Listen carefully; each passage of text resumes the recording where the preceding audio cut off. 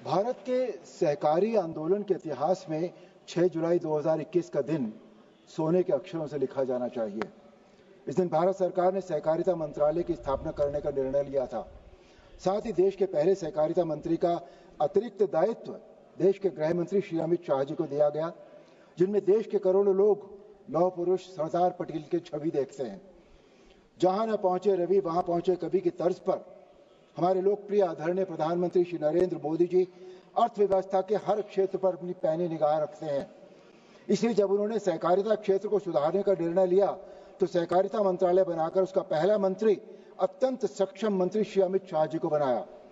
वास्तव में इस मंत्रालय की स्थापना की जरूरत इसलिए पड़ी क्योंकि देश में सहकारिता आंदोलन कुछ सम्मानजनक अपवादों को छोड़कर भ्रष्टाचार, अक्षमता, भाई भतीजावाद तथा अशिक्षा के बोझ तले दबा हुआ था। देश के ग्रामीण इलाकों में अनेकों लोग मजाक में सोसाइटी को 100 कहते थे, अर्थात ऐसी संस्था जो अपने घटिया मैनेजमेंट से 100 रुपए को 60 रुपया कर दे। एक स्ट्रांग गृह मंत्री के हाथ में सहकारिता मंत्रालय आने के साथ ही लोगों की उम्मीद के अनुरूप नए सहकारिता मंत्री श्री अमित शाह जी ने सहकारिता आंदोलन में दशकों से सड़ते हुए एक नासूर के पस को जब सर्जरी करके निकालना शुरू किया तो एक के बाद एक ताबड़तोड़ एक्शन लेने के फलस्वरूप देश के भ्रष्ट तत्वों के मन में दहशत पैदा हो गई। महाराष्ट्र में भी राजनीतिक शक्ति बहुत कम होने के बावजूद सहकारिता के कारण अकूत आर्थिक ताकत बटोरने वाले तत्वों के दिलों में भी दहशत पैदा हुई।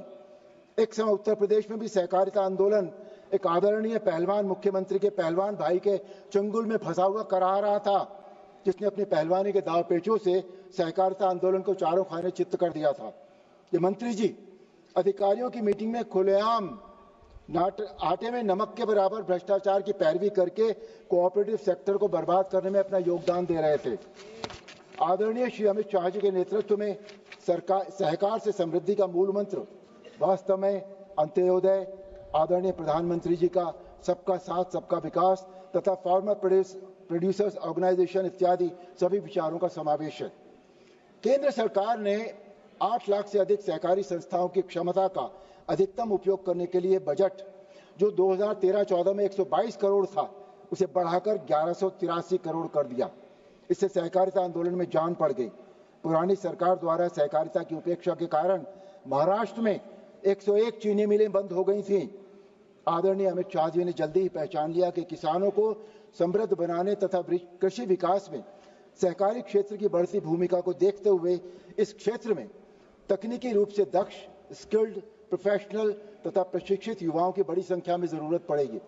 इस जरूरत को पूरा करने के लिए सहकारिता मंत्री के निर्णय के फलस्वरूप देश में पहली सहकारिता यूनिवर्सिटी त्रिभुवन यूनिवर्सिटी गुजरात के आनंद में स्थित इंस्टीट्यूट ऑफ रूरल मैनेजमेंट आनंद यानी इरमा के कैंपस में इस साल से काम करना शुरू कर देगी तथा कोऑपरेटिव क्षेत्र में accounting, administration, technology, cooperative movement, computer इत्यादि की रेगुलर शिक्षा देने के साथ ही साथ डिस्टेंट मोड व ई लर्निंग के जरिए भी अनेकों प्रकार के डिग्री व सर्टिफिकेट प्रोग्राम शुरू हो जाएंगे। इरमा को कोऑपरेटिव यूनिवर्सिटी के रूप में नेशनल एमिनेंस का इंस्टीट्यूशन माना जाएगा, जहां कोऑपरेटिव सेक्टर के युवाओं को मैनेजमेंट शिक्षा और मार्केटिंग का प्रशिक्षण दिया जाएगा। कोऑपरेटिव रिसर्च को भी बढ़ावा दिया जाएगा।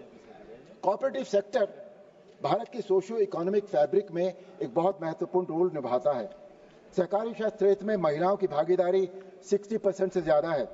सहकारी आंदोलन में महिलाओं की अग्रणी भूमिका के बिना संपूर्ण सहकार की परिकल्पना संभव नहीं है।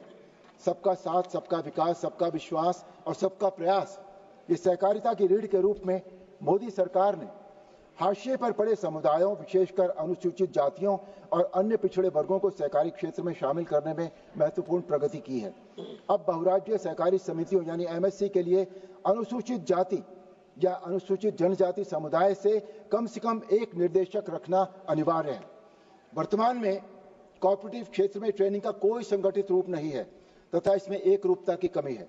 डेयरी, मछली, कृषि, बैंकिंग, मार्केटिंग, अकाउंटिंग जैसे विभिन्न कोऑपरेटिव सेक्टर में डिप्लोमा, डिग्री और सर्टिफिकेट कोर्सेज प्रदान करने से ये यूनिवर्सिटी कोऑपरेटिव एजुकेशन को सिस्टमैटिक बनाएगी।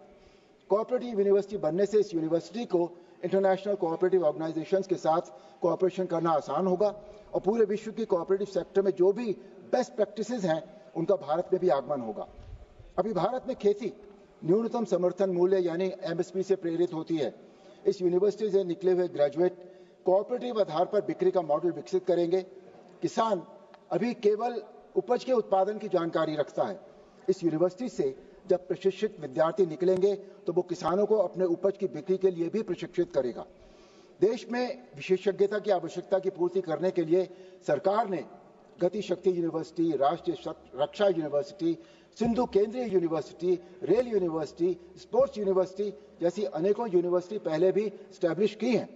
माननीय प्रधानमंत्री श्री नरेंद्र मोदी जी और दृढ़ निश्चयी सहकारिता मंत्री आदरणीय अमित भाई शाह के मार्गदर्शन में त्रिभुवन सहकारी कोऑपरेटिव यूनिवर्सिटी को एक केंद्रीय संस्थान के रूप में स्थापित होगा तथा ये संस्थान सहकारिता आंदोलन को एक नई ऊंचाइयों पर पहुंचा देगा। मैं त्रिभुवन सहकारी यूनिवर्सिटी विधेयक 2025 का समर्थन करने के साथ साथ ये भी मांग करता हूं कि क्योंकि उत्तर प्रदेश के पश्चिमी क्षेत्र में सहकारी आंदोलन प्रॉफिट में है तथा सफल है, इसलिए इस विश्वविद्यालय से संबंधित उत्तर प्रदेश में पहला कॉलेज मैं मेरे लोकसभा क्षेत्र मेरठ हापुड़ में खोलने का अनुरोध करता हूं तथा इस विधेयक का दिल और दिमाग दोनों से समर्थन करता हूं।